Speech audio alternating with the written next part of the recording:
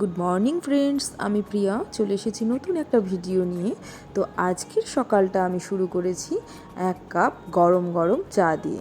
প্রত্যেক দিন সকাল আমি চা দিয়ে শুরু করি এমনটা নয়, তবে আজকের চায়ের প্রতি অ্যাট্রাকশনটা আমার অন্যরকম ছিল, কারণ এই চায়ের ফ্লেভারটা নেওয়ার জন্য আমি খুব এক্সাইটেড ছিলাম।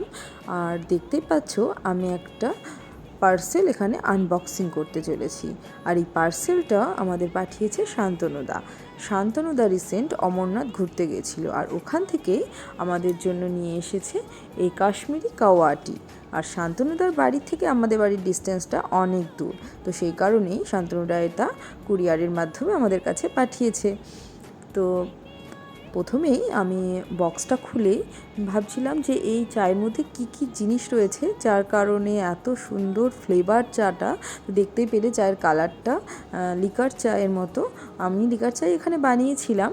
আর কি কি ইনগ্রেডিয়েন্টস রয়েছে সেটা দেখতে আমি একটা ট্রেতে ঢেলে প্রথমেই দেখছি এতে রয়েছে গোলাপ ফুলের পাপড়ি আর কিছু আদা শুকিয়ে রাখা, তাছাড়াও এলাচ দারচিনি তো রয়েছে প্রচুর পরিমাণে, আর কাশ্মীরের স্পেশাল কোনো চা পাতা রয়েছে যার কারণে এটা ফ্লেভারটা এত সুন্দর।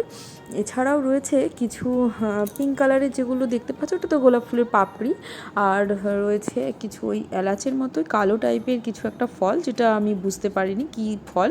তাছাড়াও দারচিনির মতো কিছু একটা গাছের ছাল রয়েছে, সেটাও ঠিক বুঝতে পারলাম না।